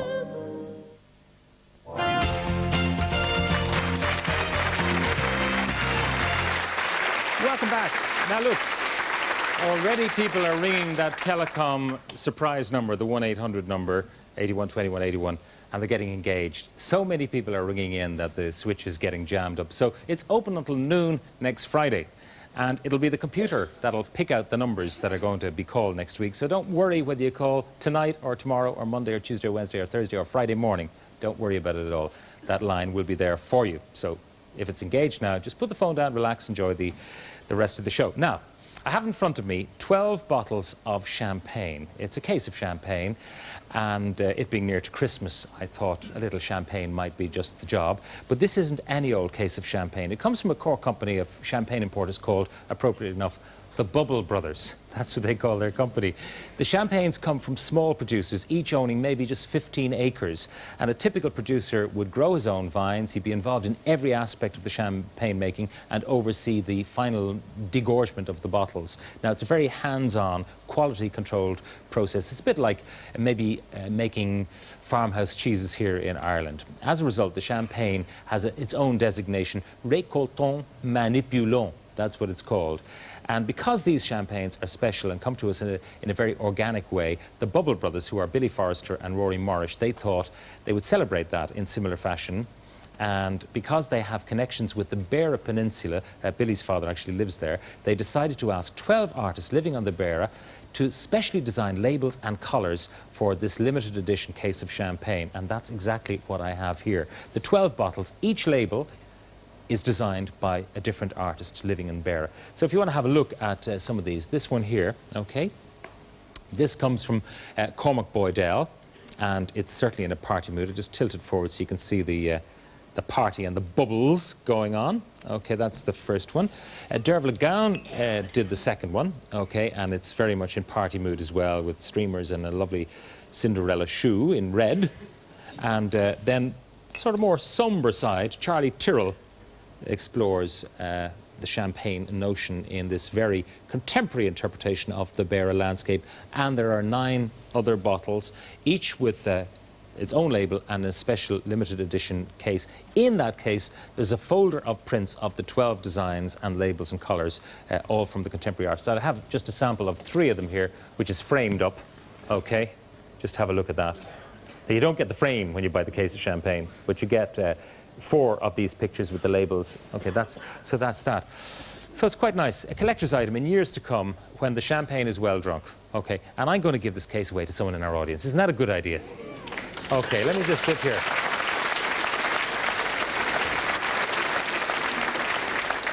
And this is Mr. J. O'Callaghan in Walkinstown, Dublin 12. Where are you, Mr. J. O'Callaghan?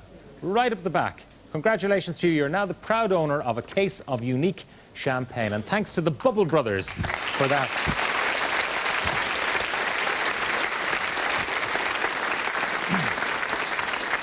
Now, you remember 2 weeks ago we talked to Nigel and Katrina about their difficulties with the Eastern Health Board over their application to adopt a sibling from Lebanon where their adopted daughter was born. Well, tonight we're going to meet another woman who has successfully passed that Eastern Health Board scrutiny in her application to adopt a Russian child. But she doesn't now have to go to Russia looking for a child, because she already has a child. 10-year-old Zina has been living with her and her family for the past 2.5 years. Zina came over here on holiday, and the woman in question, already the mother of 2 children, simply could not send her back from where she came for reasons which will become apparent. Now, it's a wonderful story, but as you'll hear, there are still some horrors in the background. I want you to welcome, please, Debra Deacon. Debra.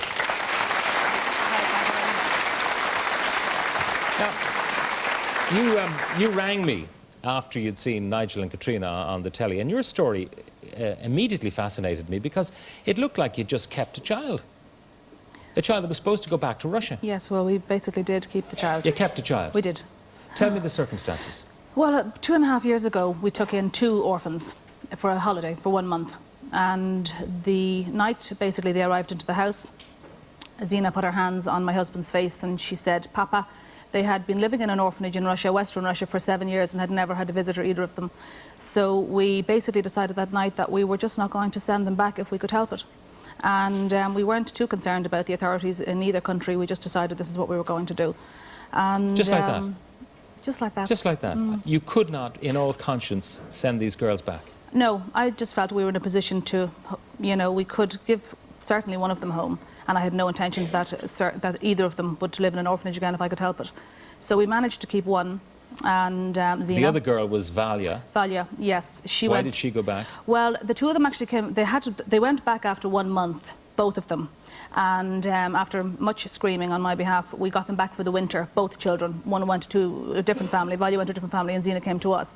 And I knew at that point Zina was going to stay with us. You know, no, I wasn't interested in home assessments, I wasn't interested in the Eastern Health Board. She was staying as far as I was concerned. And basically, Valia didn't settle as well, and when their visas ran out 4 months later, about 1 week before that, Zina conveniently collapsed with meningitis. And it meant she was unable to travel back, which suited us fine because we'd no intentions of sending her anyway. And so a year later, she was still with us. We got her visa extended for another year. And basically, at the end of that year, she had become totally deinstitutionalized, and she would never have been fit to go back to the orphanage. Valia, at this point in time, had turned 10, and she had come back into us the next summer for 1 month for a holiday.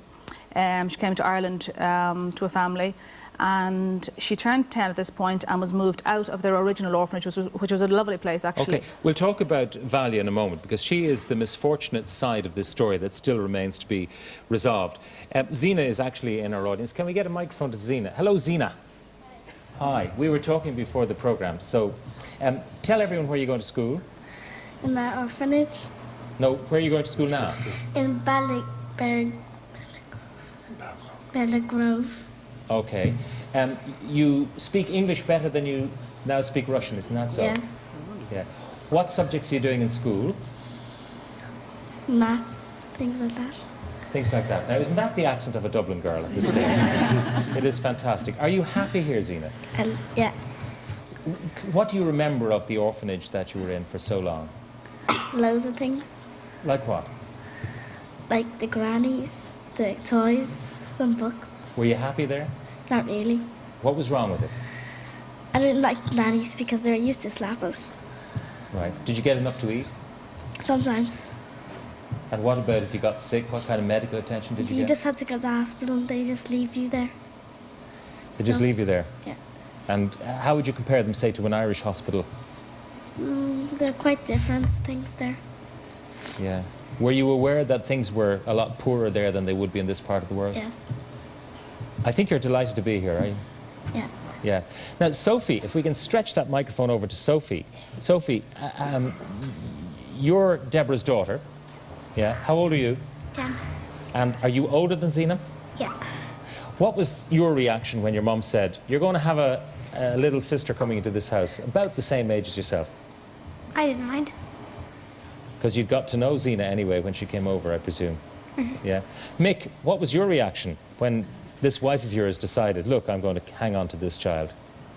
Well, it was a joint decision. We just decided there and then that we were going to do it, and hope it's worked out so far. Yeah. You're very happy that you made this decision? Yeah, okay. No problem. You're still not officially the adoptive parents of Zina, but things are well on the way to completion, isn't that so? Well on the way, very close to being finished with the Eastern Health Board, and we then go to the adoption board. Then we go to the Russian end and get that sorted over there. Okay. When we hope to do that. Deborah, when will all that be resolved? Well, we've been 2 years. This month, 2 years ago, we applied for our first application to the Eastern Health Board. And about a month ago, we were recommended by the Eastern Health Board to the Adoption Board. We still haven't heard anything from the Adoption Board. Due to the gross incompetence, I would say, of the Eastern Health Board, Zina has to travel back to Russia to be interviewed by a judge because she's over 10 now. If that had been processed in time for her 10th birthday, she wouldn't have to travel back to a contaminated zone, to a country where she no longer speaks the language. But she has to come back with us now in January for her own adoption because she's over 10, and that's the Russian law.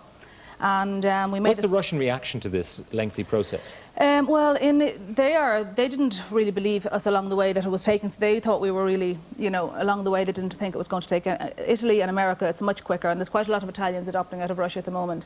I think it might take 3 to 6 months. They couldn't understand how we were taking years. I mean, it's 2 years ago this month. Did you have to go through the same rigmarole about parenting courses and all that? We did, yeah. We did. We went through. I mean, you have a 10-year-old. You're trying to adopt a 10-year-old. You also have a 4-year-old. We do. And then, but no matter what, you still have to go through the home assessment. We'd no difficulties going through the home assessment. Our biggest difficulty was that we had to wait so long to get on the to do the course. We were a year waiting before we actually started it. And the Russians at all times were recalling Zina because they really thought we weren't taking it seriously. We were just stalling. Now, the big thing for people to understand, I mean, often there are accusations that people who want to bring in children from other places in the world are being selfish, that it's not about the children, it's about themselves and their need. But you already have 2 children. We it's have not to, as if, yeah. We could have more if we wanted, but... Valia's fate, which is ongoing, really pinpoints what might have happened to Zina had she been brought back. Tell us what's happened to Valia. Well, Zina and Valia were raised in a lovely orphanage and very well run and very well looked after, and in a town called Clincy. And at the age of 10, Valia was moved to an orphanage called Hortolova. And last summer, she came in for a month to a family in Kilkenny, and she had marks on her legs that she hadn't had the previous summer. And what kind of marks? There were burn marks, and we had a doctor staying with us at the time, a Russian doctor, and he examined her, and it had obviously happened to her in her new orphanage. And so basically on the strength of the marks on her legs, I decided I was going to go out to this place to see exactly why she had scars on her legs and find out exactly who had done it to her. Okay, we have a piece of VT which was taken out there. We'll roll that. Everything in Russia is a problem. What you can solve in Dublin in 1 hour takes 1 month in Russia. Hi everybody, my name is Deacon and I speak no Russian, so I have to speak through Igor. I'm going to do my best to raise as much money as I can. We don't have any money to start with, but we're going to raise as much money as we can and try and do as much as we possibly can do for Hortolova.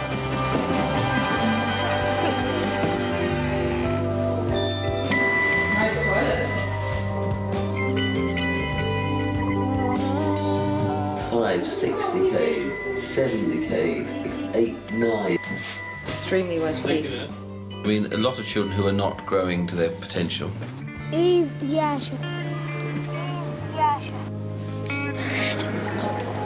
feel like I'm leaving 140 kids in a forest with nobody looking after them at the moment. So that's the kind of situation you found. Now, even that video doesn't show the true horror. We have some still photographs which we might have a look at now if we can call them up, because they show just what kind of a place this is.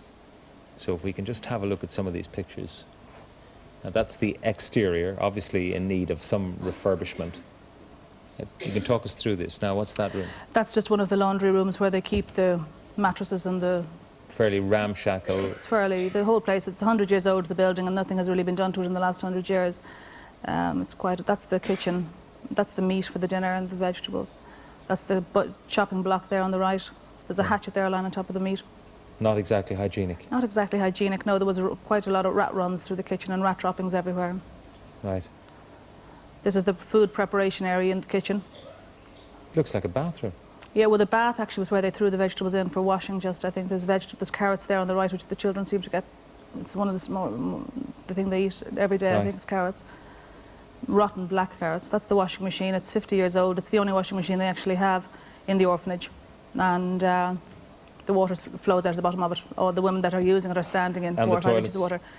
There are very few working toilets. Most of them don't work, actually. So the children are using buckets? They're using buckets. I went out in September for the first time, as I say, to see why Valia had been scarred, and I was completely shocked. I was only there for a couple of hours and I was shocked at the conditions, and came home and decided I was completely upset by it. I met a little girl there on the day called Sasha, and I found her that morning lying in bed, and she had been beaten up by a boy, and again I took her by the hand and we went down to the boy and we read him the riot act. And when I was leaving that day, she was holding on to me and didn't want to let me go.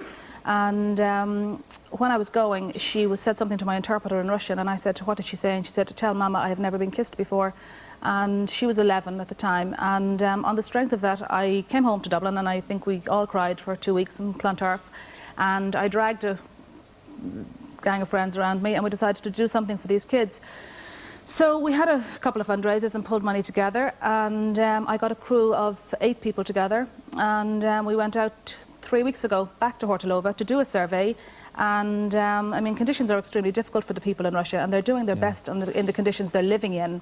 You brought a doctor with you? I brought Dr. Mark Wheeler. Who's here with us. Yeah. If we can get a camera onto Dr. Mark Wheeler over here. What state are the children in? Because I know that you examined them. We heard one doctor there saying 7 cavities, 8 cavities and so on. Generally speaking, what kind of condition were they in?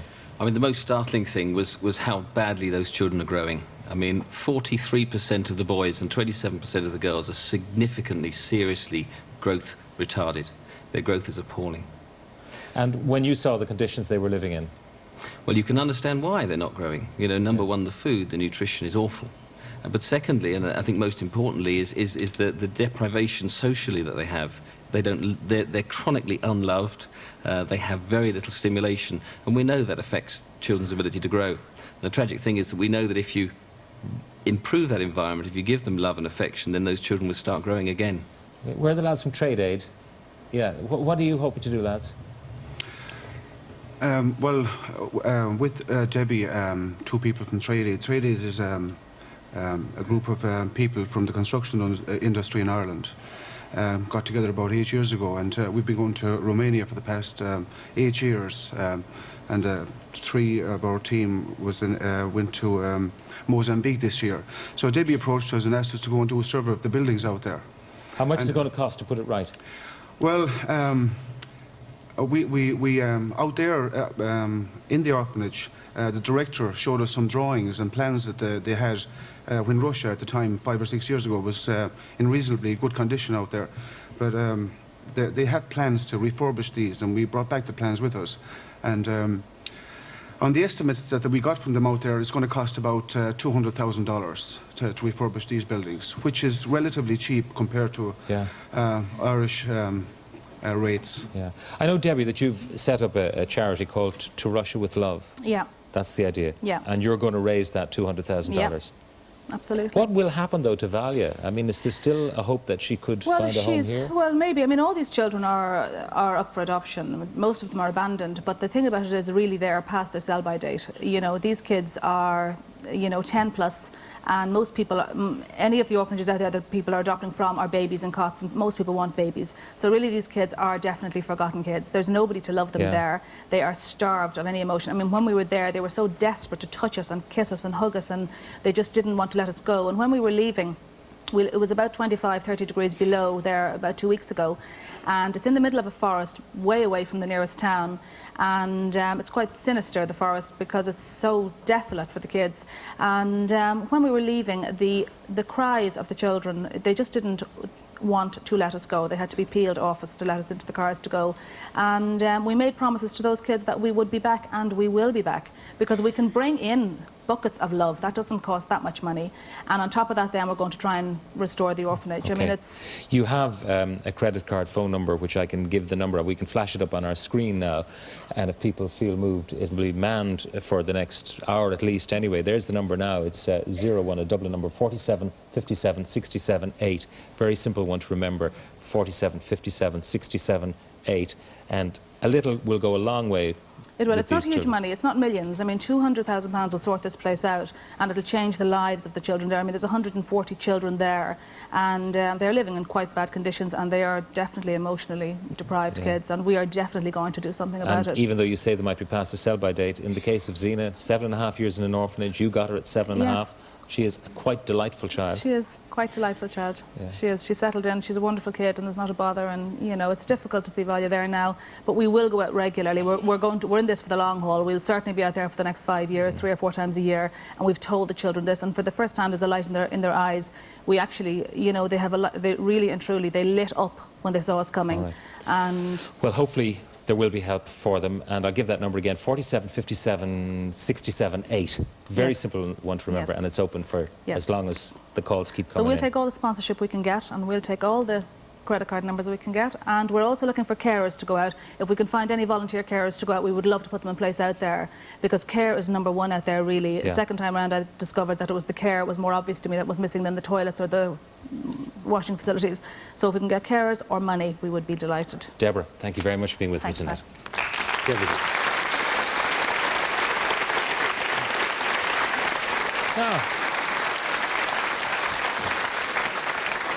Just to give you the papers now, and the Sunday Independent, Ahern fundraising in UK to go before the Flood Tribunal.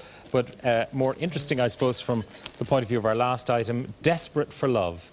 Mary O'Sullivan of the Sunday Independent went out with Debra, and there's a full feature in the Sunday Independent on the story we've just been talking about in the last few minutes. Fuinse Berth Ar Fui Auras, 2 under suspicion in the murder of Siobhan Hines in the west of Ireland.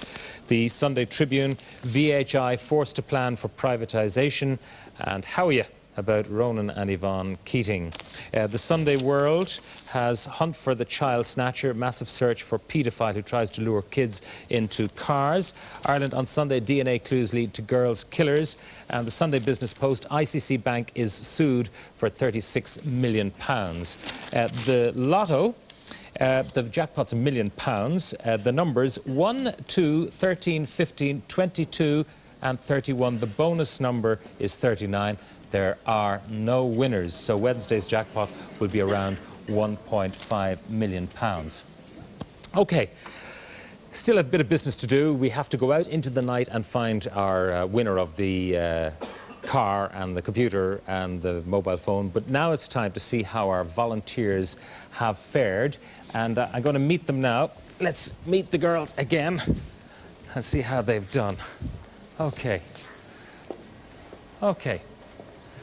Right, tell me, what do you think yourselves? This is the daytime look for you. Now, you want to tell us what you think? Absolutely delighted. The makeup is gorgeous and the clothes are lovely. Delighted. OK, do you want to have a look at the before? Can we have a look at the before?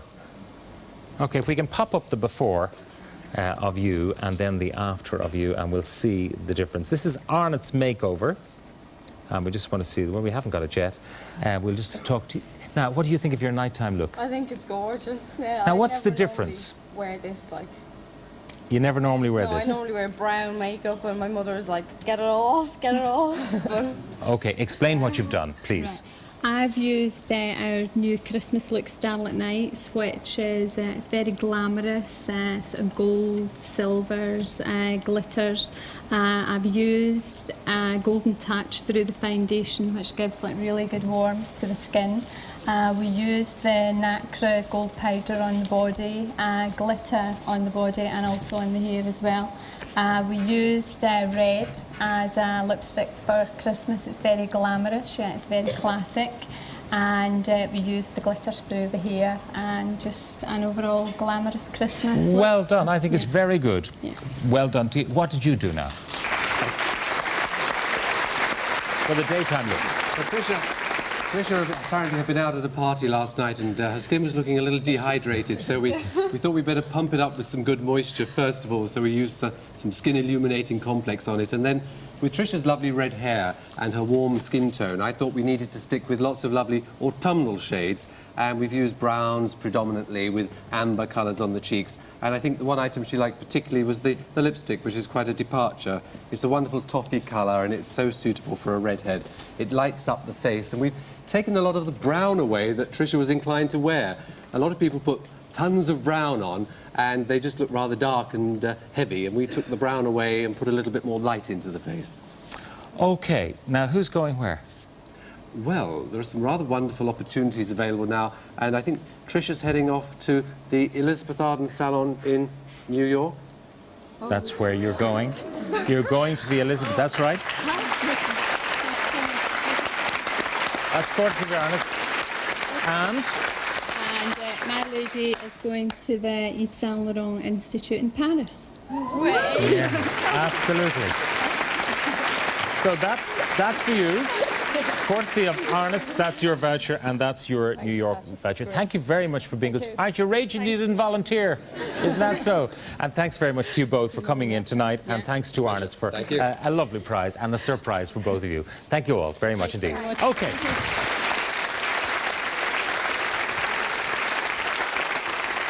Now, getting late, so we'll press on. Last week we told you about Ireland Online's new and exclusive flyer service aimed at the business customer. It gives you global internet service in all the major international destinations, including local technical support if you want to get online, if you find it a bit difficult. Anyway, to celebrate the launch of the flyer service, Ireland Online, Ireland's leading provider of internet service, have given us a fantastic prize.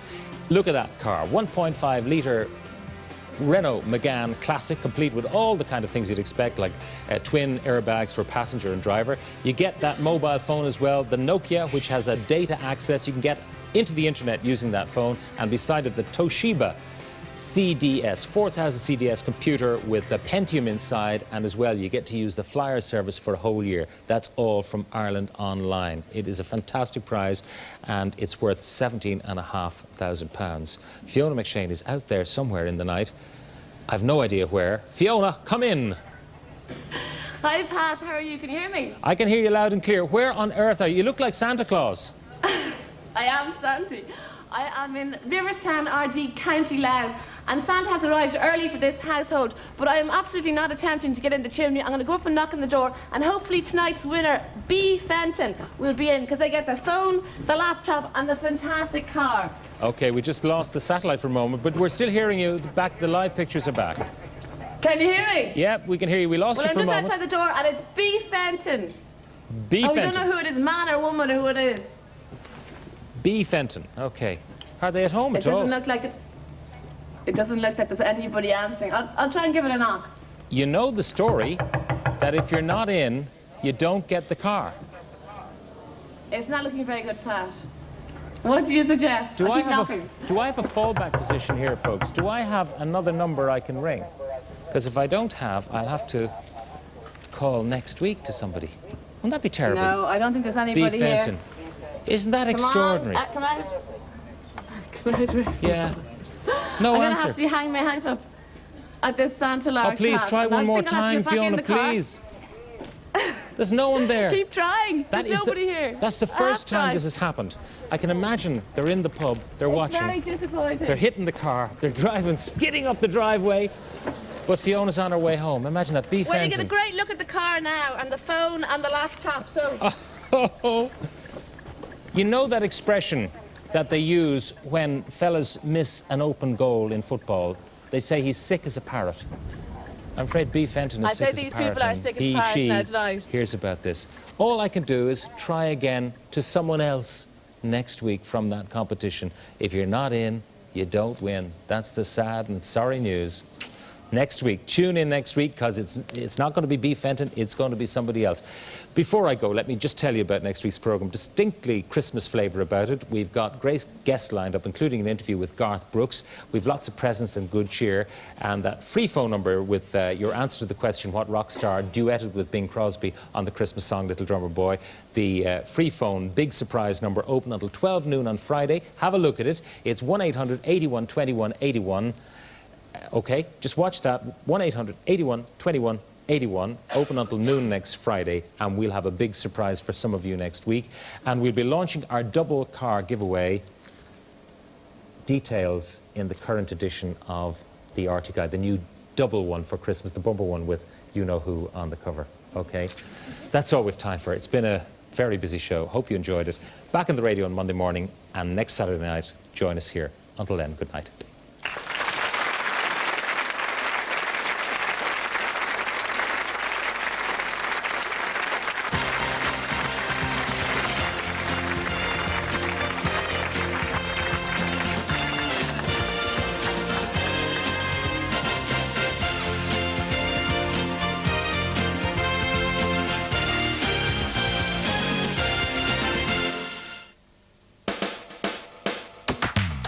Look ahead to tomorrow evening here on One, and at 6:30, Mind the Baby, Mr. Bean.